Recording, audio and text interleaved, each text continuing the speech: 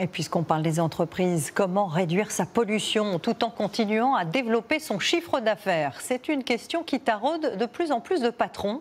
Et vous allez voir que l'un d'eux a poussé la réflexion à l'extrême. Il a invité la nature dans son conseil d'administration aux côtés du PDG et du directeur financier. La nature qui aura son droit de veto. Explication Sylvie Pinatel et Caroline Blancard. Il est l'un des symboles de notre impact sur la planète.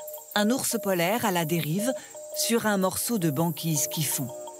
C'est donc lui que cette entreprise française du numérique a symboliquement affiché sur les murs en ce jour spécial, puisqu'elle intègre désormais à la table de ses dirigeants un représentant de la nature.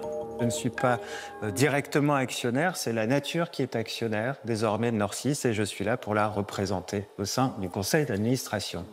Franz Go a écrit un livre sur cette révolution qu'il estime nécessaire au sein de l'entreprise.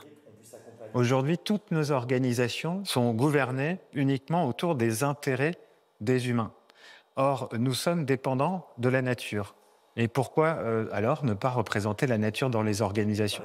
Norcis relève le défi. Cette société qui développe des logiciels sait combien le secteur du numérique est par exemple gourmand en eau potable pour refroidir les data centers. Le secteur du numérique consomme 41% du quota de carbone de l'Union européenne, 35% du quota d'eau potable. Il ne s'agit pas là bien sûr d'arrêter d'extraire des minerais indispensables au numérique et de mettre ici 750 personnes au chômage, mais de choisir plus de projets dans le secteur de la transition écologique. D'autant que Monsieur Nature aura un droit de veto.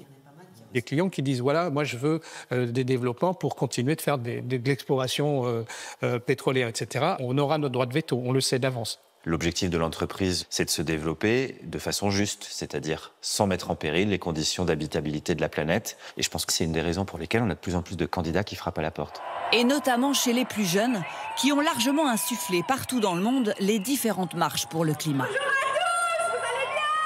En Belgique, ces mouvements ont poussé une dizaine d'entreprises, presque toutes familiales, à faire donc autrement.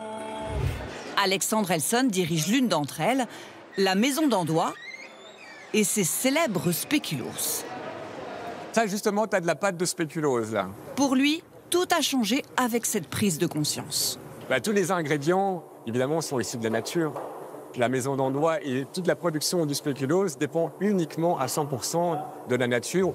Alors pour réduire son impact sur ses ressources, Alexandre a créé un haut conseil de la nature avec des jeunes salariés comme Mathilde qui donnent leur avis sur les décisions prises.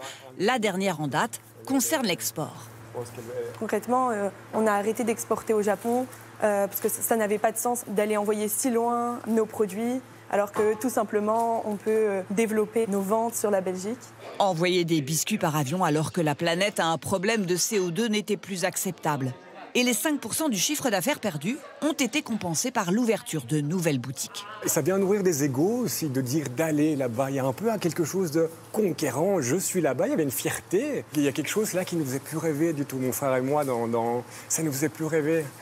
Alexandre rêve, lui, d'une entreprise dont la valeur ne serait plus seulement dépendante du chiffre d'affaires, mais aussi de sa capacité à prendre soin du futur.